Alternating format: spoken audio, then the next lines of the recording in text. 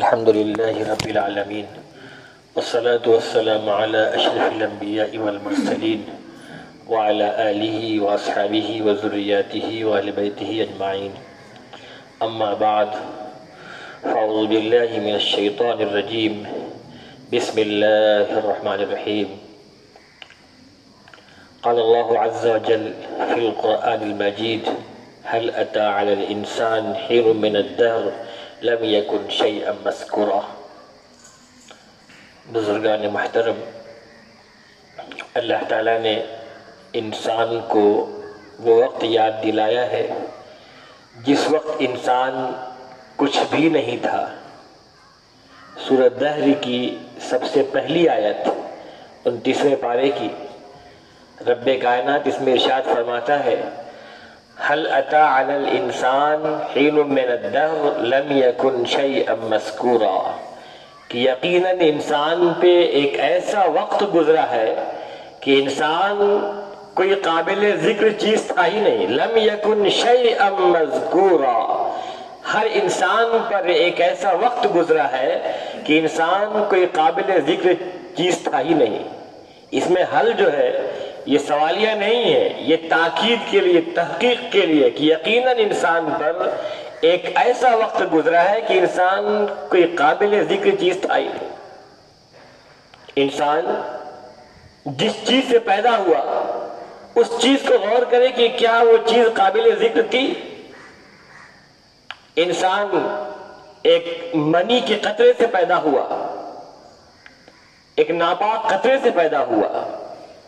رب تعالیٰ نے انسان کو اس کی اوقات یاد دلائی کہ لم یکن شیئا مذکورا. انسان تو کوئی قابل ذکر چیز تھا ہی نہیں. تو انسان کے اندر یہ تکبر، یہ گھمنڈ، یہ کبر، یہ نخوت کہاں سے آ گئی؟ انسان کو اللہ تعالیٰ نے پھر دھیرے دھیرے اس کے بچپنا سے جوانی عطا فرمائی، اور جوانی میں پھر وہ اکڑنے لگا، اپنی صحت پہ اکڑنے لگا، اپنی جان پہ اکڑنے لگا، اپنے مال پہ اکڑنے لگا، اپنے اولاد پہ اکڑنے لگا. رب کو یہ بات پسند نہیں ہے. ہر انسان اپنے بارے میں غور کرے کہ ہم کل کیا تھے. مجھے تو یاد آتا ہے محمود غزنوی کا جو غلام تھا ایاز، کیا بندگی سکھا گیا وہ بندہ. بڑی عبرت ہے اس کی اس واقعے میں. ایاز ایک کوٹری تھی، اس میں جایا کرتا تھا اور بہت دیر وہاں رہا کرتا تھا، اور اس کوٹری میں کسی کو جانے نہیں دیتا تھا، تالا بند کر کے رکھتا تھا. تو محمود غزنوی کے جو اور ہم نشین تھے، وزراء تھے، ان کو ایاز سے حسد ہو گیا. کہنے لگے محمود غزنوی صاحب سے کہ آپ کا یہ جو غلام ہے نا ایاز، اس نے بہت پراپرٹی جمع کر رکھی ہے، اس نے چاندی اور سونے اور زیورات اکٹھا کر رکھے ہیں، اس لیے اس کو بند رکھتا ہے، اس کمرے کی بڑی حفاظت کرتا ہے، کسی کو جانے نہیں دیتا ہے. محمود نے کہا ٹھیک ہے، آزما لیتے ہیں. چھاپا مارا جائے گا، اچانک سے دیکھا جائے گا اس میں کیا نکلتا ہے. جب چھاپا مارا، چابی لے کر کے محمود غزنوی نے اس سے تمام لوگوں کے سامنے، کہیں کچھ نظر نہیں آیا. ایک ایک چپا چپا، کونا کونا چھان دیا، کچھ بھی نظر نہیں آیا. تو لوگوں نے کہا کہ لگتا ہے کہ زمین کے اندر خزانہ گاڑ رکھا ہے. اس کو بھی تلاشا گیا، کچھ نظر نہیں آیا. ایک پرانی سی گدری، ایک بہت بوسیدہ سا کپڑا نظر آیا، اس کے سوا کچھ نظر نہیں آیا. اب لوگوں کو بڑی شرمندگی ہوئی کہ ہم نے جھوٹ الزام لگایا، غلط الزام لگایا، جھوٹا الزام لگایا. لیکن بادشاہ کو پتا تھا کہ ایاز غلط نہیں ہو سکتا ہے. بادشاہ نے پوچھا ایاز سے کہ بتاؤ ایاز، حقیقت کیا ہے اس کمرے کی؟ کیوں تالا بند کر کے رکھتے ہو؟ اتنی حفاظت کیوں کرتے ہو؟ وہاں کسی کو جانے کیوں نہیں دیا جاتا؟ وجہ کیا ہے؟ ایاز نے کہا کہ یہ چھوڑیے، راز کی بات ہے۔ کہا نہیں، بتاؤ وجہ کیا ہے۔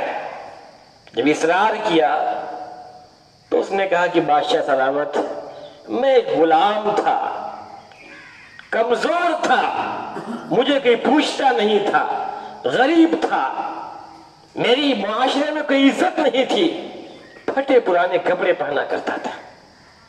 پھر ایک وقت آیا کہ آپ کا اتنا قریب ہو گیا کہ آپ نے مجھے بے پناہ محبت عطا فرمائی۔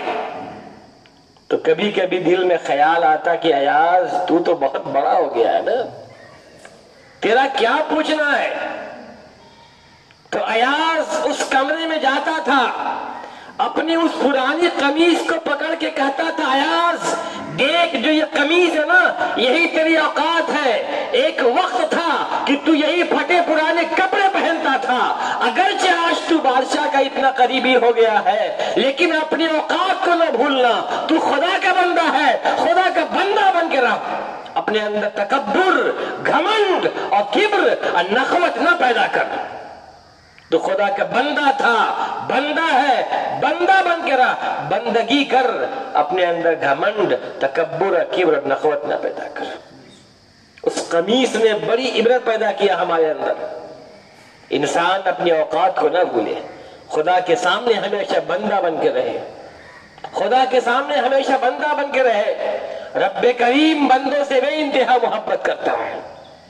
خدا کے سامنے آنسو گرایا جائے، خدا کے سامنے رویا جائے، گریہ زاری کیا جائے۔ نبی کریم صلی اللہ علیہ وسلم کے پاس صحابہ بیٹھے تھے، تشریف لائے حضرت جبرائیل امین، دیکھا کہ ایک شخص ہے جو رو رہے ہیں خوف خدا کے مارے۔ تفسیر مظہری میں لکھا ہوا ہے کہ جبرائیل امین نے پوچھا یا رسول اللہ یہ صاحب کیوں رو رہے ہیں؟ فرمایا کہ اللہ کے خوف سے رو رہے ہیں، آخرت کے ڈر سے رو رہے ہیں، مرنے کے بعد کے جو زندگی اس کے خوف سے رو رہے ہیں۔ حضرت جبرائیل نے فرمایا کہ تمام اعمال کا وزن ہوگا، جتنے بھی اعمال کیے گئے تمام اعمال کا وزن ہوگا، لیکن جو آنسو خدا کی خوف سے نکلے، اللہ کی ڈر و خشیت سے نکلے، آخرت کے خوف سے نکلے، اس آنسو کو تولا نہیں جائے گا، بلکہ ایک قطرہ آنسو جہنم کی بڑی سے بڑی آگ کو بجھانے کے لیے کافی ہے۔ ایک قطرہ آنسو خدا کے سامنے گرا دیا جائے، خدا کے خوف سے، اللہ کے ڈر سے، اللہ کی خشیت سے ایک قطرہ آنسو نکل گیا، اللہ زندگی بھر کے گناہ کو معاف کرنے کے لیے تیار ہے۔ ترمذی شریف کی حدیث ہے، لا یلج النار رجل بکا من خشیت اللہ حتی یعود اللبن فی الضرع، کہ وہ شخص جہنم میں نہیں جائے گا، وہ شخص جہنم میں نہیں جائے گا۔ کون شخص؟ جس کی آنکھوں سے خدا کے خوف سے آنسو نکلا ہو، جس کی آنکھ سے خدا کے ڈر سے آنسو نکلا ہو، وہ جہنم میں نہیں جا سکتا یہاں تک کہ دودھ نکلا ہوا تھن میں وہاں پر پہنچ جائے۔ جس طرح گائے بکری بھینس کسی کا بھی دودھ تھن میں واپس نہیں جا سکتا، اسی طرح جس بندے کی آنکھوں سے خدا کے خوف سے آنسو نکلے گا وہ جہنم میں داخل نہیں ہوگا۔ کتنی بشارت ہے اس حدیث میں، کتنی خوشخبری ہے ہمارے لیے اس حدیث میں کہ ہم ذرا سا روزانہ اپنا یہ عمل بنا لیں، 10 منٹ اکیلے میں بیٹھ جائیں، خدا کے سامنے روئے، خدا کے سامنے گریہ زاری کریں، خدا کو اپنا آنسو دکھائیں کہ اللہ ہم سراپا گنہگار ہیں، دن رات ہم نے گناہ کیا، لیکن اے اللہ اگر تو نے نہیں بخشا، تو نے معاف نہیں کیا تو ہم تباہ و برباد ہو جائیں گے۔ جب خدا کے سامنے رویا جائے گا، آنکھوں سے ایک قطرہ آنسو نکل گیا خوف خدا سے، وہ عرش الہی میں سایہ، عرش الہی کے سائے میں جگہ ملنے کے لیے کافی ہو جائے گا۔ حدیث پاک میں آتا ہے نا کہ 7 طرح کے لوگ عرش الہی کے سائے میں ہوں گے، جب کہیں کوئی چھت نہیں ہوگی، کوئی چھت نہیں ہوگی، گرمی اپنے عروج پہ ہوگی، کوئی پسینے میں گھٹنے تک ڈوبا ہوا ہوگا، کوئی کمر تک ڈوبا ہوا ہوگا، کوئی کندھے تک ڈوبا ہوگا، کوئی تو پورا ہی ڈوبا ہوگا پسینے میں، اتنی شدید گرمی ہوگی، کہیں کوئی چھت نہیں، کوئی چھت نہیں، سب کچھ بالکل برابر، صرف ایک چھت ہوگی اللہ کے عرش کی، صرف خدا کے عرش کی چھت ہوگی، اس میں 7 طرح کے لوگوں کو جگہ ملے گی، اس میں ایک بندہ وہ بھی ہوگا جس کو جگہ ملی ہوگی جس کی آنکھوں سے خدا کے خوف سے آنسو نکلا ہوگا، خدا کے ڈر سے، اللہ کے خوف سے آنسو نکل گیا ہوگا، اسے بھی اللہ تعالیٰ اپنے عرش کے سائے میں جگہ عطا فرمائیں گے۔ اس لیے ہمیں چاہیے کہ ہم خدا کے سامنے سر کو جھکائیں، خدا کے سامنے روئے، گریہ زاری کریں، اللہ سے معافی مانگے، روزانہ توبہ کریں۔ نبی پاک صلی اللہ علیہ وسلم کے بارے میں آتا ہے حدیث پاک میں کہ روزانہ 70 بار توبہ کرتے تھے، روزانہ 100 مرتبہ توبہ کرتے تھے۔ یہ دلالت کثرت پہ ہے کہ بے انتہا توبہ کرتے تھے، جبکہ آپ تو معصوم تھے۔ امت کو سبق ہے کہ ہم اللہ کے سامنے خوب روئے، اللہ کے سامنے خوب گریہ زاری کریں، اللہ کے سامنے توبہ کریں، اللہ پوری زندگی کے گناہ کو معاف کرنے کو تیار ہے۔ اللہ تعالی ہم سب کو صحیح باتوں پہ عمل کرنے کی توفیق عطا فرمائے۔ وآخر دعوانا ان الحمد للہ رب العالمین۔